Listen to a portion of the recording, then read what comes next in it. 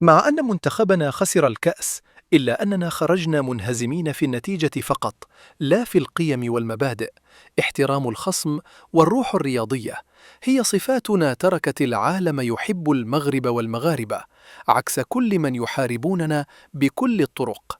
بعكس ما خرج به بابثياو مدرب منتخب السنغال متحدثا عن تحسين صورة الكرة الإفريقية، شعارات رنانة كان من المفترض أن تعكس الاحترام والروح الرياضية، لكن ما حدث على أرضية الملعب كشف الوجه الحقيقي لسلوكه، بعيدا كل البعد عن هذه الشعارات.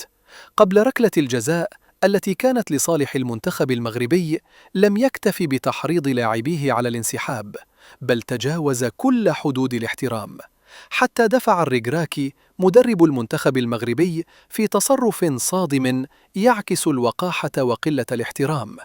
كانت لحظة مخجلة للكرة الإفريقية، لحظة أظهرت كيف يمكن للكلام الكبير أن يتحطم أمام الأفعال السيئة.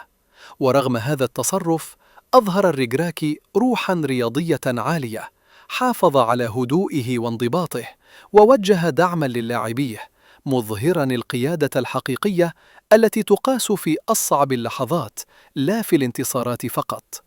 التباين بين سلوكه وسلوك ثياو كان واضحاً، درساً صارخاً في الأخلاق والانضباط، وموضع فخر لكل مغربي.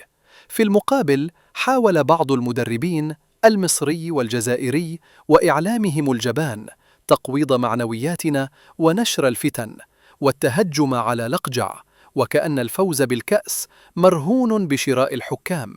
لكن كل هذه المناورات لم تخمد شعلة عزيمتنا ولا تقلل من قيمنا.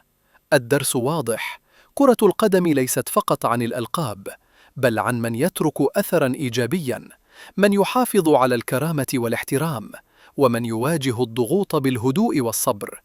المنتخب المغربي بقيادة الركراكي وروح لاعبيه أثبت أن القيم والمبادئ هي الفوز الحقيقي، وأن أي خاسر على أرض الملعب يمكن أن يكون فائزاً في التاريخ. في النهاية، التاريخ والجمهور لن ينسيا من يحترم اللعبة، ومن يحافظ على شرفه، ومن يعلم العالم أن الكرة الإفريقية يمكن أن تكون مثالاً للروح الرياضية، حتى لو لم تحمل الكأس هذه المرة.